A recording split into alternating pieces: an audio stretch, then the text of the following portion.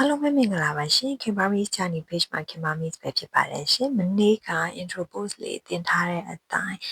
မြင်တို့သွားလိုက်ခဲ့တဲ့ဒါခေါင်း concentration camp ကအကြောင်းလေးကိုပြောပြပေးမှာဖြစ်ပါတယ်ဒီနေရာကတော့အထက်တန်းလက်တန်းကျောင်းသားအများစုလေးလာရေးလာကြတယ်ပြီးတော့ tourist တွေလည်းအများကြီးလာကြတယ်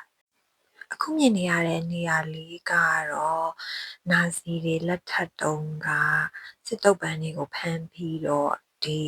နေရာတွေမှာအဆောက်အုံလေးတွေစောက်ပြီးတော့ထားခဲ့တာပဲဖြစ်ပါတယ်ရှင်။သူ့ရဲ့မူလအဆောက်အုံကတော့ရာသီဥတုဒဏ်တွေကြောင့်ပျက်စီးသွားပြီးဆိုပေမဲ့အချို့အဆောက်အုံလေးတွေကတော့သူတို့ပြန်လဲထိမ့်သိမ်းထားပြီးတော့ပြတိုင်းအနေနဲ့လှုပ်ထားတာပေါ့နော်။အခုမြင်နေရတဲ့နေရာလေးကဆိုရင်တုပ်ပန်းတွေကနေပြီးတော့ church ကျောင်းပေါ့ဖျားရှိခိုးဝတ်ပြုတဲ့နေရာလေးတွေပေါ့ဖျားရှိခိုးဝတ်ပြုတဲ့နေရာကိုလည်းပဲသူတို့ကအချိန်သတ်မှတ်ထားတဲ့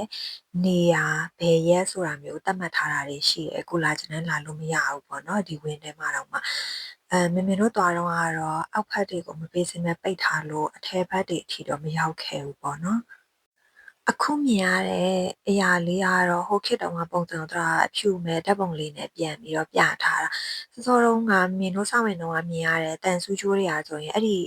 ဒီခါတုန်းကတော့လျှက်စစ်တွေလွတ်ထားတယ်လျှက်စစ်တန်ဆူးချိုးတွေပေါ့နော်ပြီးတော့အဲ့ဘေးမှာရှိရဲ့မျော်စင်လေးကနေပြီးတော့စစ်သားတွေကဟိုဘယ်လိုပြောမလဲတုတ်ပန်းတွေကိုစောက်ကြက်ပြီးတော့နေတာပေါ့နော်အဲ့လိုမျိုးလေးအခုမြင်နေရတဲ့ဓားလေးရဲ့ဟိုဘက်ချမ်းမှာဆိုရင်